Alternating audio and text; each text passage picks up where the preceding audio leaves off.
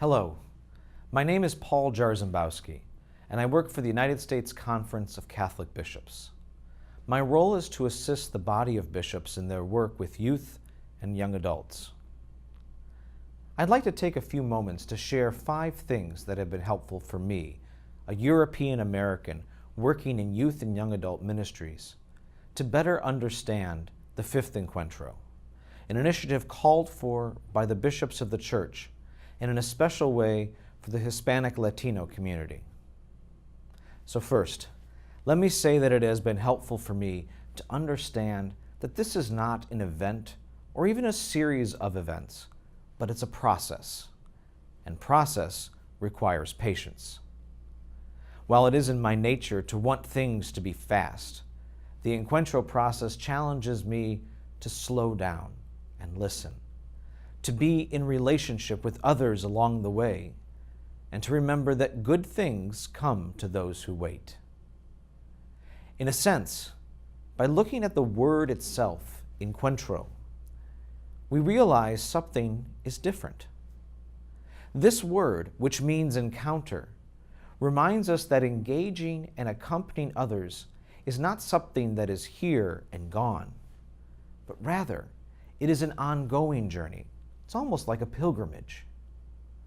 The process of the Fifth Encuentro begins now with preparations, and it will continue in 2017 with parish and diocesan Encuentro gatherings, and in 2018 with regional encounters, crescendoing into the national gathering in September 2018 in Texas. But even then, it does not end. The process continues for 2 years beyond that as the Church, on a national and local level, unpacks the findings of Encuentro and discerns how it will put into practice all that has been learned. The second thing that has been very helpful to understand is that this is the Fifth Encuentro, which means that this world into which I am entering already has a rich history. And while I was not around for the first, second, third, or fourth Encuentro, I know that the ground upon which I walk has been well traveled. It can be tempting, especially in youth and young adult ministry, to always aim towards the new and the trending. But the Fifth Encuentro calls me, and it calls all of us, to be intergenerational. It calls us to learn from one another. As a newcomer, I can learn from the wisdom of the past, just as veterans can gain much from the energy of the future. Each Encuentro process before has yielded something great. The Church, and in a particular way the Hispanic Latino community, has benefited because of the work of past Encuentros over the decades. So what will be the mark that we will leave behind as a result of this process? What will be our legacy? This is something that I look forward to seeing. The third thing that I have begun to understand is the notion of pastoral di conjunto, of working together collaboratively to achieve something greater than anything we could do on our own. It is a shared sense of communion across ministerial, cultural, geographical, and generational lines. I was invited to the table of the Fifth Encuentro because of my own ministry perspective, that is, representing youth and young adult ministries.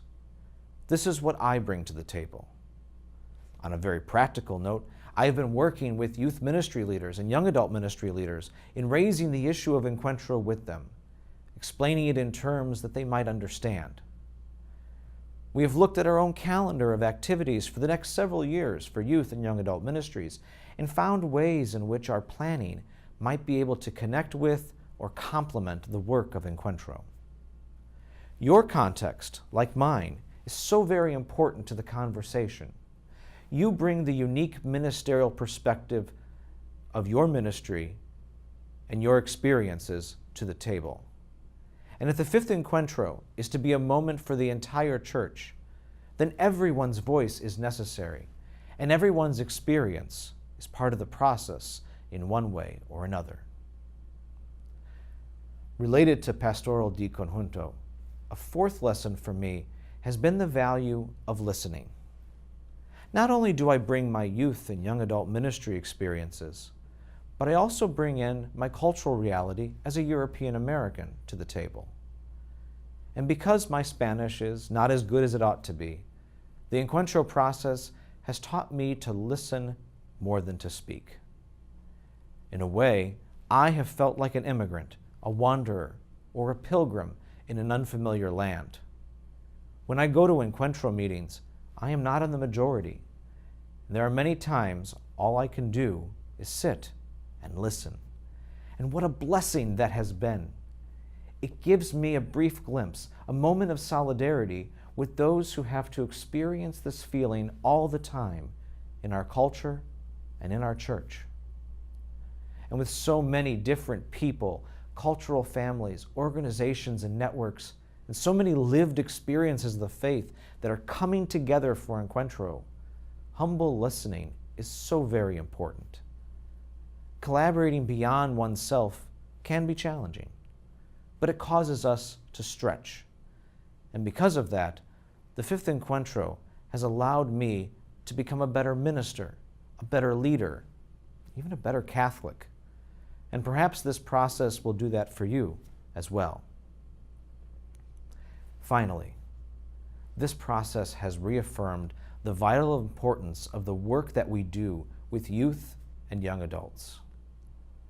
One of the major goals of the fifth Encuentro process is engagement of young Catholics, teenagers, those in college, young adults in their 20s and 30s, and young families. This is the work that I get to do every day in the church. It is my own passion for ministry. The fifth Encuentro has this goal because one cannot speak about the Catholic Church in the United States without speaking about young adult Hispanic Latinos. They are a significant presence. However, there is also a growing concern that second and third generation Catholic Hispanics, many of whom are today's youth and young adults, are not moving into leadership roles in the church.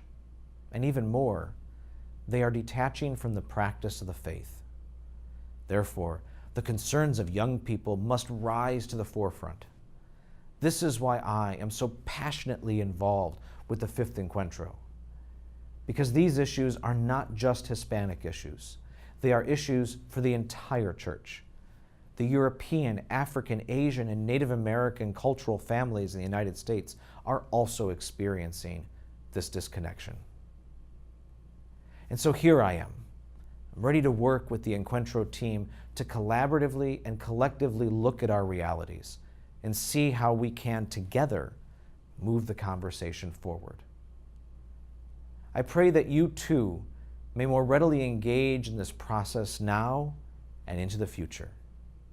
God bless you all on this journey ahead.